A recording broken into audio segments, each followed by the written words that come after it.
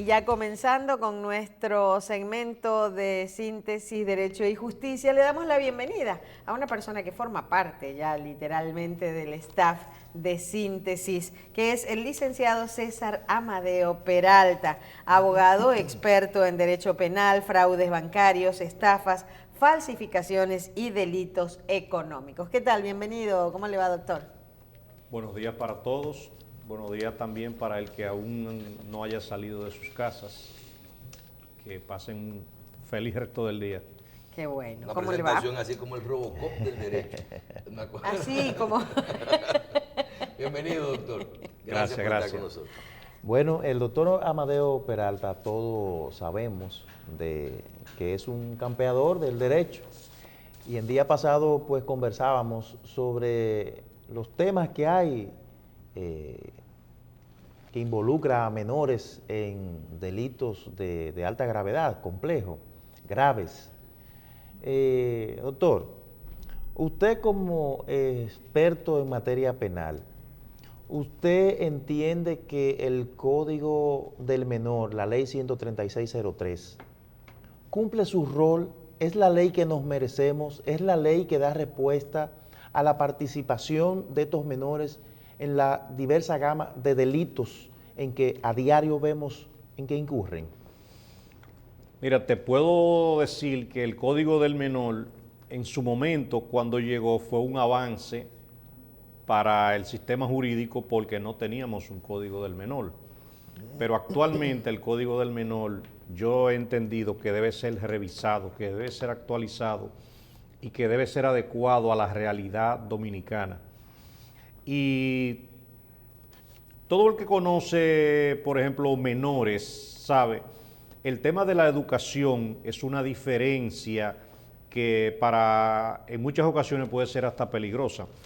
Un menor educado bajo un régimen inclusive hasta religioso, te podría decir, en un ambiente sano, tiene una diferencia con otros menores que uno conoce que viven en condición de marginalidad, que viven entre tigres, se le puede decir desde pequeño.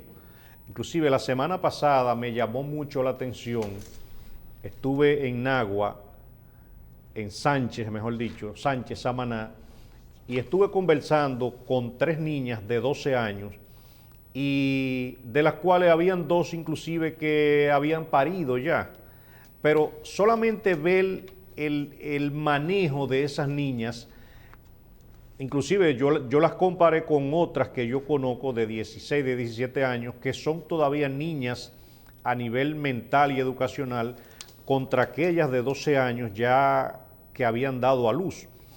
Y te hago la reflexión, esas menores cuando se nos acercaron, lo primero que dijeron, allí hay una gente que necesitan bebida, si ustedes le pueden mandar para la bebida. Oh. O sea, me dejó sorprendido. Y yo mismo le dije, lo que pasa es que yo no vendo ron ni cerveza, ¿de dónde yo lo busco bebida? No, pues entonces dame para la leche. Pero cuando te digo eso, las condiciones donde se desenvuelven, ahí se pueden cometer inclusive muchísimos ilícitos.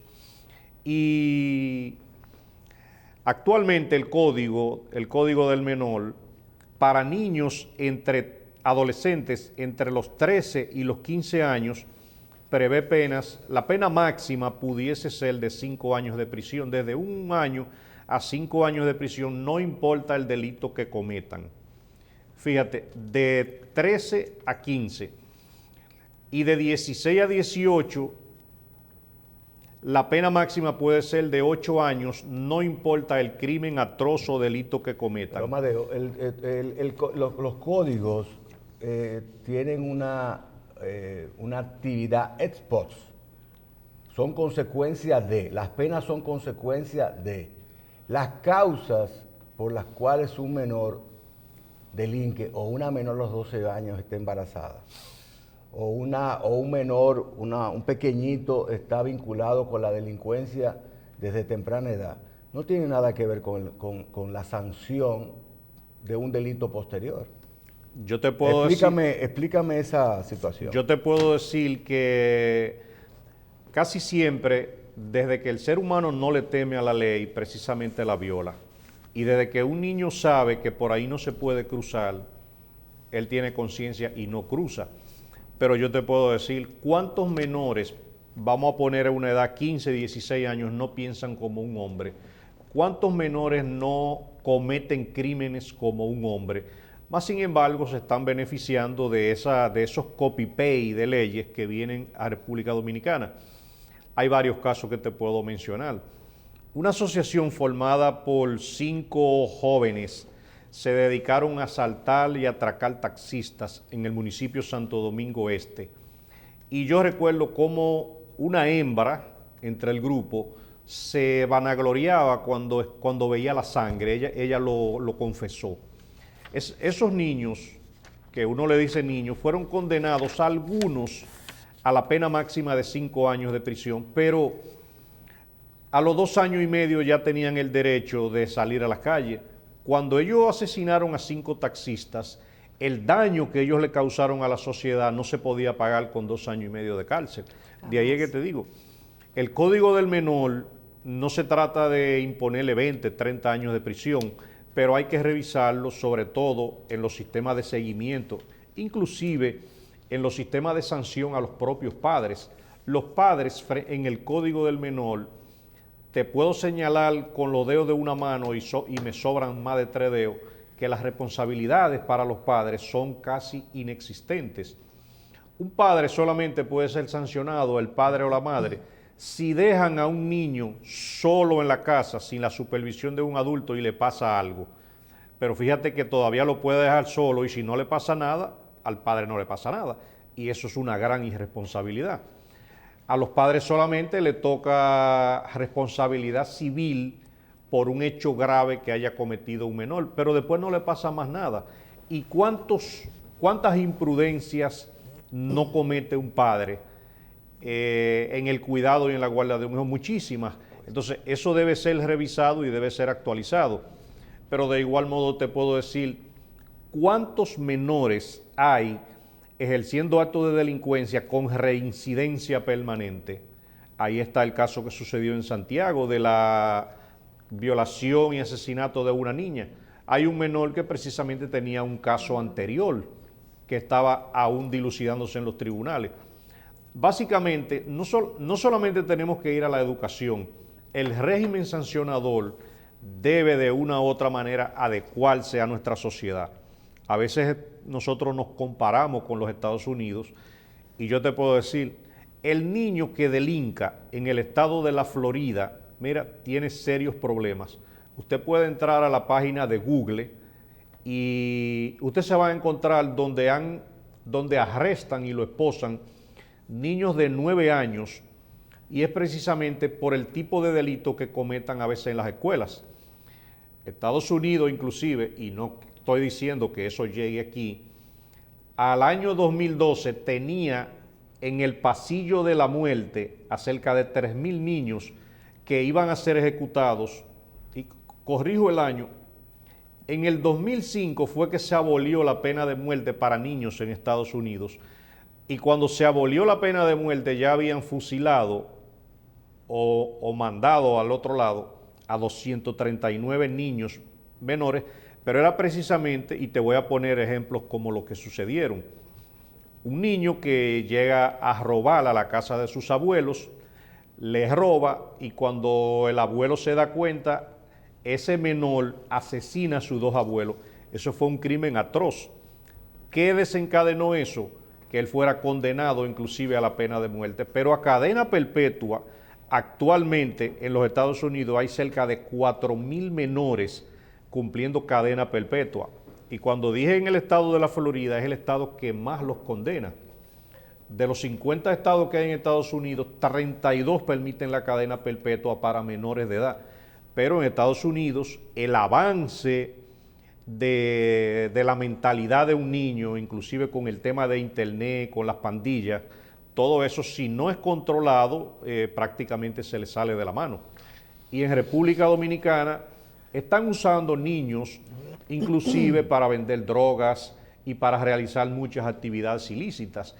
Y fíjate que en el nuevo Código Penal que no se ha logrado aprobar, es uno de los primeros códigos que establece sanciones, inclusive para los mayores que utilizan niños para ejercer actos delictivos. Pero después fuera de ahí, y aunque me salió un chin, en el Código Penal no le pasa nada a un adulto que utilice un menor para ir a vender droga o para ir a robar, como lo utilizan en muchas provincias. Doctor, permítame interrumpirle ahí, porque ahí usted marca una diferencia. Fíjese que usted dice que hay niños que tienen cierta capacidad de cometer algunos delitos. Sin embargo, la ley es benigna frente a ellos. Exacto. No podemos olvidar que son incapaces, ¿verdad? Son niños que todavía no tienen el dominio pleno de sus facultades. Pero usted agrega y dice, pero hay mayores de edad, que utilizan estos niños y no están sancionados. Entonces, o no se establece sanción. La pregunta es, ¿qué tenemos que reformular? ¿Hacia dónde tenemos que enfocar la vista, la preocupación?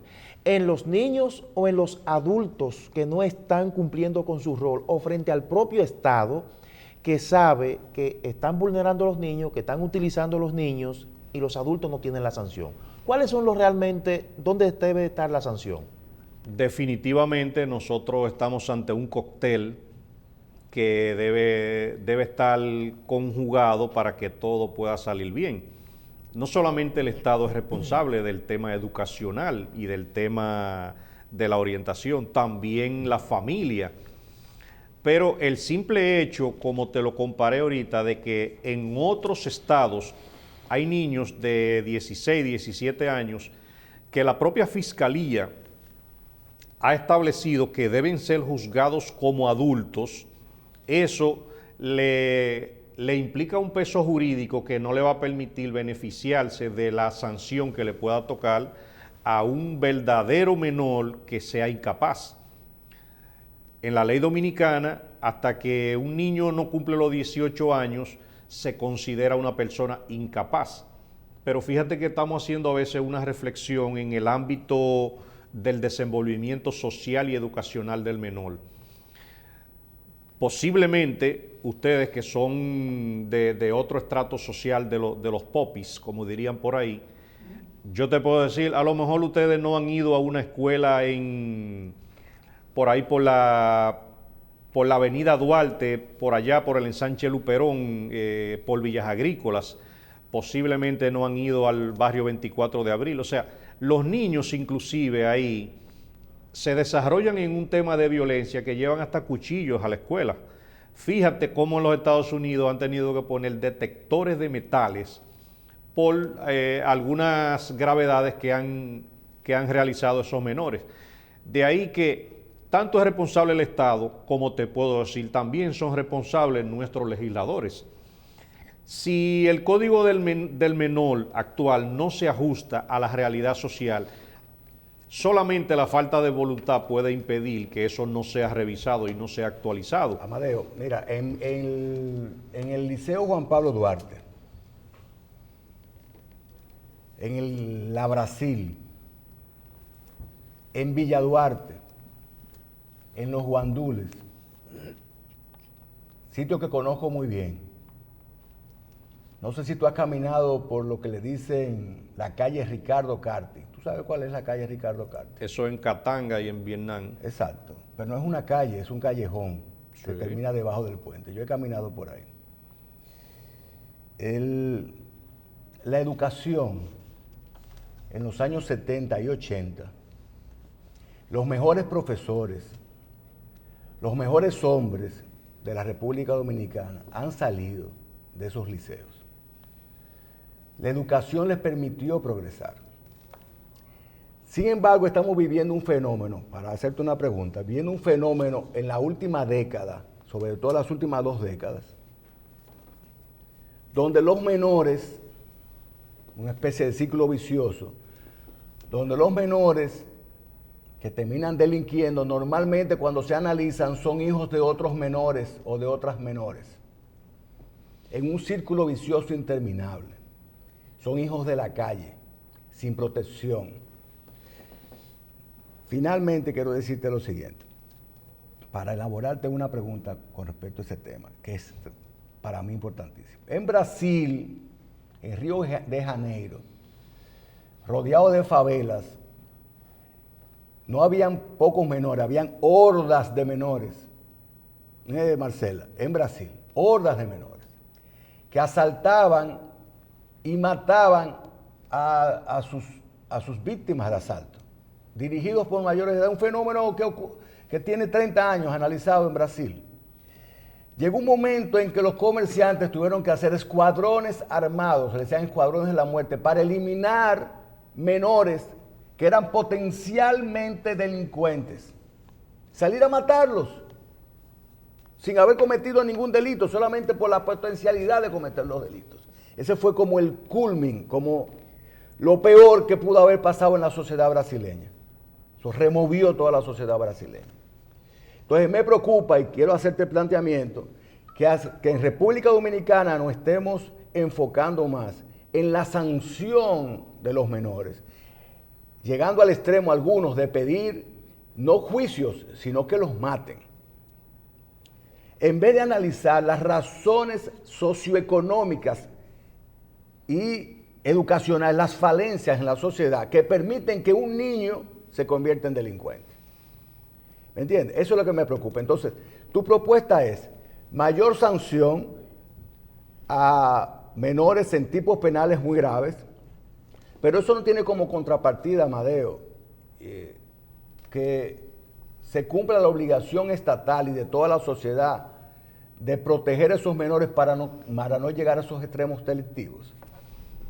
Perdóname lo largo de la perorata, pero era necesario. Definitivamente yo te responsabilicé al Estado como parte de esa falta educacional. Fíjate que se han construido muchas escuelas, pero en materia educativa siguen sucediendo problemas. Pero antes de que se me olvide, quisiera inclusive hacerte referencia a un caso. Por la avenida Independencia, hay un caso de una señora que en diciembre andan dos menores en un motor atracando. Mira, se juntaron con esa señora saliendo de su casa, le arrebataron la cartera, la señora en una reacción no se quiso dejar llevar la cartera, la arrastraron, esa señora se rompió la cabeza, se laceró las rodillas, se laceró el codo. Y yo recuerdo, todavía ese caso está impune, ¿y tú sabes por qué? Porque precisamente la policía conoce los menores y en principio cuando sucedió el atraco no se sabían que eran menores porque parecen hombres. Pero inmediatamente la señora puso la querella en el plan piloto, se dio cuenta que la policía los conoce y solamente el hecho de que sean menores ha imposibilitado el ejercicio de la acción penal.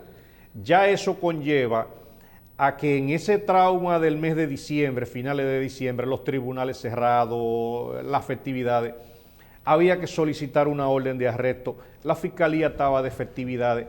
Oye, hoy es, ya estamos iniciando el mes de febrero y a más de un mes todavía no ha podido ser procesado esos menores. ¿Qué propuesta tú tienes con respecto a las penalidades, Amadeo? ¿Perdón? ¿Qué propuesta tienes con respecto al incremento de penalidades? O que precisamente los legisladores puedan hacer una evaluación, inclusive psiquiátrica, psicológica, de cuando un menor, los psicólogos entiendan que está actuando como un hombre, está atracando como un hombre, está matando como un hombre. Porque cuando a veces te hago una diferencia de sociedades, vuelvo y te digo, un menor que se está desenvolviendo posiblemente en un colegio de la alta sociedad, posiblemente no tenga la mentalidad que le arropa a otro menor de una escuela periférica.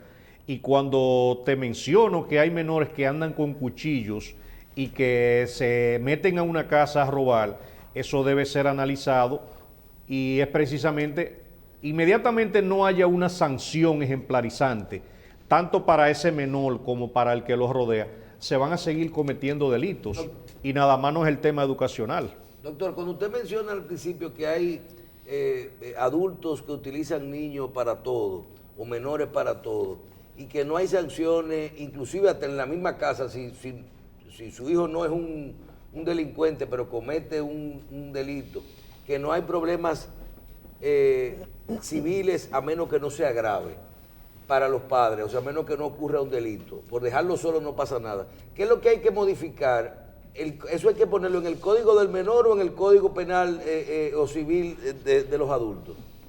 No, básicamente el Código del Menor es una ley especial para regir toda la... Digo, la de los padres o la de los adultos que sean los que contraten estos menores. Exacto, pero en el Código Penal, fíjate que te hice una referencia que en el nuevo Código Penal que algún día vendría, ahí está sanción para los adultos que utilicen a menores, inclusive está tipificado como una gravedad del hecho. Pero también te puedo decir que el Código del Menor recoge la mayor cantidad de incidencias en cuanto al proceso penal en contra de los menores, en cuanto a sanciones, inclusive por permitir la venta de bebidas alcohólicas, por utilizarlo al proxenetismo. Ese Código del Menor simplemente debe ser actualizado, revisado. Cuando entró en vigencia en República Dominicana, te dije también que era un copy-paste que vino a República Dominicana, pero no ha sido revisado más nunca. Y definitivamente la sociedad cambia. Cuando tú te sigues encontrando esos menores atracando, vendiendo drogas y cometiendo diferentes tipos de delitos, definitivamente tiene que llamarte la atención. Y cuando te llama la atención es para que sean analizados casos especiales. Cuando un niño tiene ya un historial violento, un historial inclinado a la delincuencia, ese caso no solamente debe ser manejado con temas terapéuticos y temas psiquiátricos o psicológicos, también debe haber una sanción que posiblemente abarque a los padres. Ahorita yo te Ahí estamos viendo algo, doctor. Tiene audio, Vamos por favor. Comiéncelo y vamos a ponerle el audio.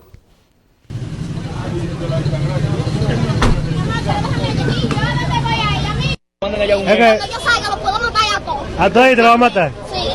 Y ya, usted era familia de Rambo. ¿Usted era familia de Rambo? No hablen conmigo ninguno. ¿Tú eres Rambo, viejo? ¿Tú eres Rambo? Chucky.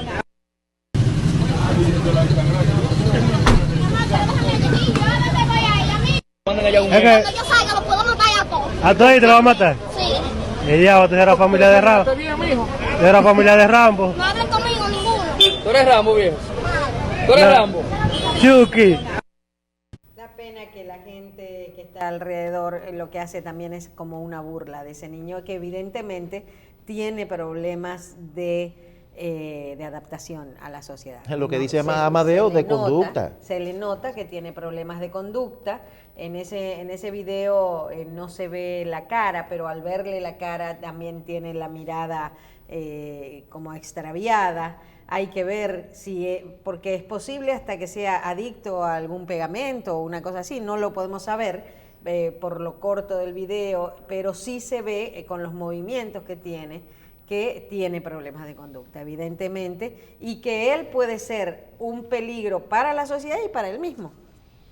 Yo hablé con un amigo periodista que luego de ese video se presentó a esa escuela y él me comentó que ese niño desde hace tiempo trae una conducta violenta donde ha agredido a otros niños.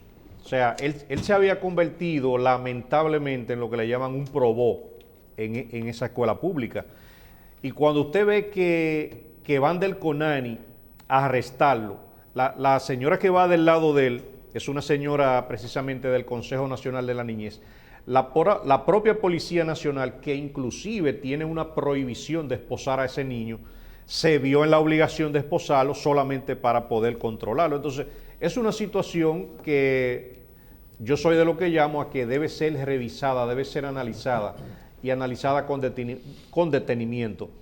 Posiblemente de una cantidad de, no sé si aquí existirán 500,000 niños, posiblemente sean pocos los que tienen una conducta como esa, pero si no reglamentamos esa situación, se nos va a ir de la mano. Pero Mario, pero paralelamente, si el Estado no deja que nuestros niños tengan exposición a música basura, que lo incitan a la violencia, al consumo de drogas, mientras no controlemos en horarios adecuados para menores, novelas, narconovelas, yo escucho niños, oye, mis niños, hablando exactamente como habla un narcotraficante colombiano sin ser colombiano. Hablando exactamente, repitiendo las mismas cosas que estos retardados mentales que se dicen ser artistas, que dicen cualquier tontería de que yo tengo una K-47, yo salgo a matar, que la marihuana, hablando tonterías. Y eso está en los medios de comunicación y empresarios se lucran de la televisión, de los streamings y de las radios, se lucran de esa basura a los que exponen a nuestros niños. Si no hay una contrapartida, Amadeo, y en eso es lo que debemos estar de acuerdo, si no hay una contrapartida como sociedad para que esos niños no tengan la exposición a la delincuencia, la infiltración de la delincuencia a través de medios de comunicación, a través de los barrios, a través de la orfandad. Y también entonces no tendríamos régimen de consecuencias claro, de las cosas. Porque y esa no niña de 12 años que empezó su relato del día de hoy, ¿dónde está el adulto? O la persona que dejó embarazada a esa niña, que no hay un régimen de consecuencias y no pasa nada. Pero oye una cosa, Marcela, Amadeo, televidentes. Tú y yo vivimos cerca, Amadeo, en Bellavista. Pasamos por la Churchill. En la Churchill, en el polígono central, tuve niños y niñas pidiendo y adultos cercanos supervisándolo. Y por ahí pasan autoridades, ¿verdad? Y nadie hace nada. Pero cuando un niño de eso delinca, vaya a delinquir, o alguien, o un adulto abusa sexualmente de ellos, nos estamos rasgando la vestidura. Qué maldita sociedad tan hipócrita esta. Yo no la puedo entender. Precisamente, y eso es lo que me da pena. Precisamente cuando hablamos de ese código del menor que debe ser revisado, actualizado, yo te diría, esos adultos que llevan los niños a pedir a las calles, a exponerlos al peligro, frente a ese código del menor, no tienen prácticamente ninguna sanción. Cuando yo vi que la Policía Nacional en Santiago anunció el apresamiento de la madre de la niña que asesinaron porque la mandaron a un colmado, yo me quedé pensando, pero ella no ha hecho nada. Pero ella no ha hecho nada frente al código del menor. Yo sé que lo que ella hizo fue grave. El que una niña a las 10, a las 11 de la noche por un camino solitario fuera a un colmado donde hay hombres bebiendo. Pero el Código del Menor no establece ninguna sanción. ¿Qué hizo la policía y el Ministerio Público de Santiago? Tuvieron que soltarla porque donde no hay una ley que lo sancione no puede pasar nada. De ahí es que siempre hacemos ese hincapié. Los legisladores que estamos teniendo no se están preocupando ni siquiera por actualizar esa ley ni por revisarla. Esos son de los problemas más grandes, doctor, que hay. Aquí llegó un caso el otro día de un muchacho que lo acusan, muchacho de 22, 23 años, de que se acostó con una muchacha que era ¿cómo se llama? Una menor. Y él le decía, pues yo tengo un problema. ¿Y cuál es? Yo conocí a esa muchacha en una discoteca. Se supone que el que está ahí adentro tiene más de 18 años. Tiene más de 18 años. Se supone que el due diligence, ¿cómo que hacen ahora en los bancos? La debida diligencia la tiene que hacer el portero, porque yo no estoy obligado a saber si yo con 2 tragos arriba, si una muchacha es menor o no. ¿Quién es el culpable entonces? Definitivamente somos culpables todos. Entonces yo compro una casa y me la pagan con un cheque de un banco. Yo estoy obligado a como quiera chequear quién me vendió la casa. El banco no está supuesto a chequear quién el dinero. Le emitieron el cheque. Mire, doctor, usted acaba de decir, responsables somos todos. El problema de la niñez es muy complejo y es complejo por la indiferencia que todos tenemos.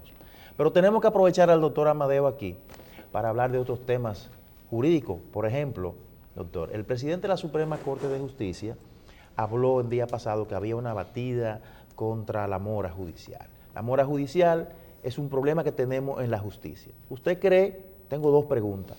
¿Usted cree que la mora judicial constituye ese verdadero problema y si se está trabajando para ello? Y número 2, la semana pasada, el miércoles pasado, la Suprema Corte de Justicia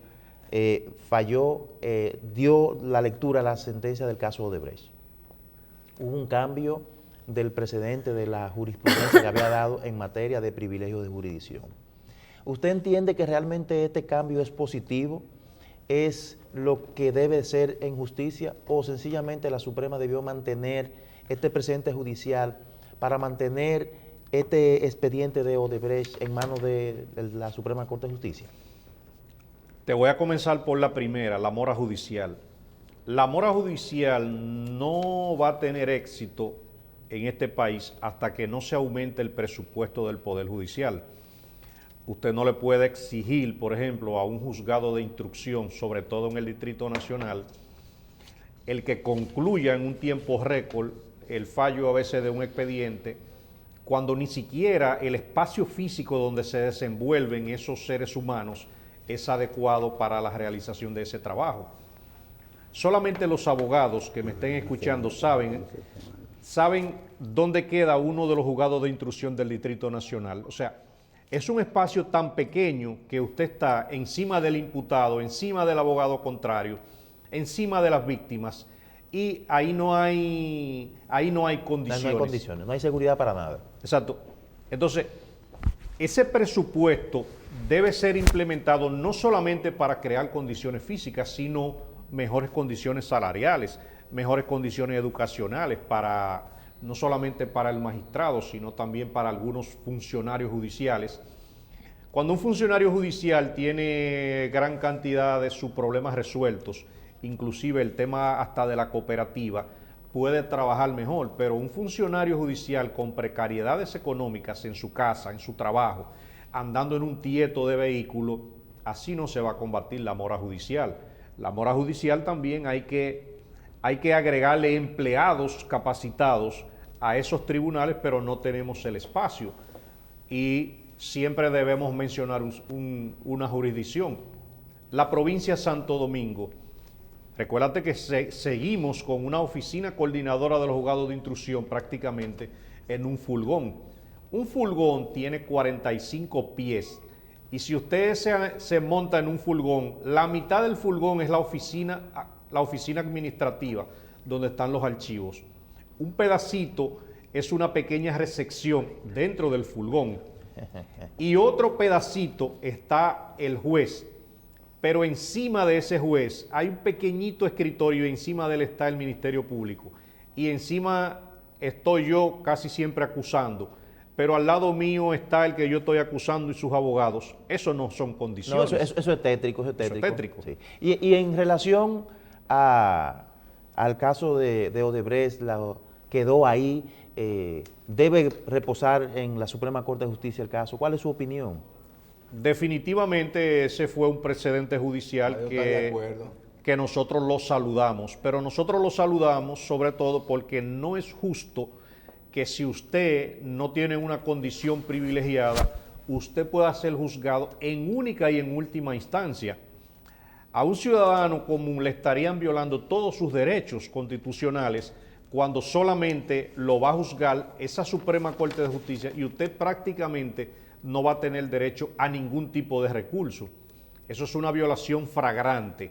De ahí que cuando un ciudadano común baja a la jurisdicción ordinaria, tiene tiempo de que su caso sea analizado, sea revisado, y si está o no está de acuerdo, pueda recurrir a una corte de apelación, pero también pueda ir a la Suprema Corte de Justicia.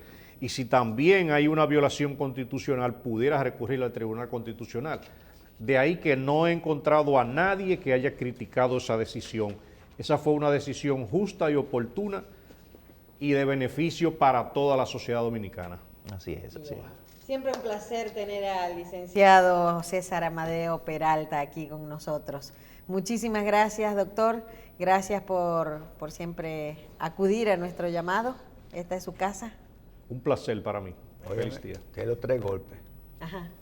Inteligente, elegante y con cuarto. Ay, bueno, gracias, doctor.